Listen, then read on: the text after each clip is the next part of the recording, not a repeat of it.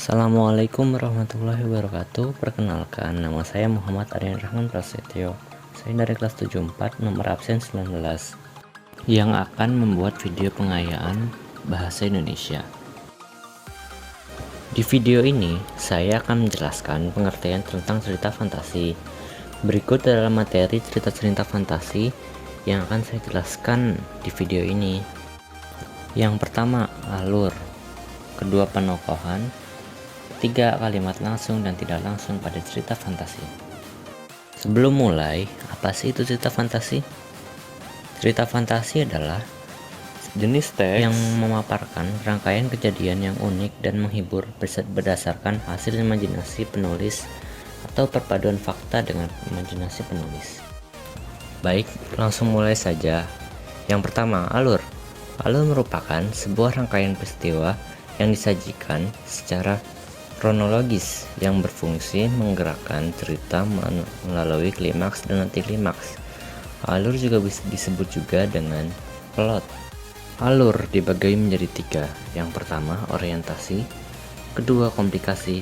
Ketiga, resolusi. Pertama, orientasi. Pada bagian ini berisi pengenalan tentang pelaku, tokoh, beserta wataknya, latar cerita, dan konflik yang terjadi dalam cerita. 2. Komplikasi. Pada bagian ini merupakan inti dari cerita fantasi, berisi hubungan sebab akibat sehingga muncul masalah sampai masalah itu memuncak. Ketiga, resolusi. Pada bagian ini berisi solusi atau penyelesaian dari suatu masalah atau konflik yang timbul dari cerita fantasi. 2.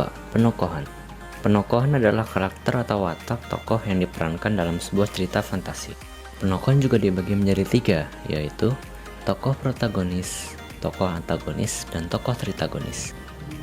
Tokoh protagonis tokoh baik, tokoh antagonis tokoh jahat, tokoh tritagonis tokoh tengah di antara protagonis dan antagonis. Ketiga, kalimat langsung dan tidak langsung dalam cerita fantasi. Kalian biasanya melihat ini dalam sebuah cerita fantasi ataupun ini. Ya, itu adalah kalimat langsung dan tidak langsung pada sebuah cerita fantasi. Dan selanjutnya di bawah ini adalah ciri-ciri kalimat langsung dan tidak langsung pada sebuah cerita fantasi. Baik, sekian dan terima kasih. Bila ada kesalahan, kurang lebih mohon maaf. Wassalamualaikum warahmatullahi wabarakatuh.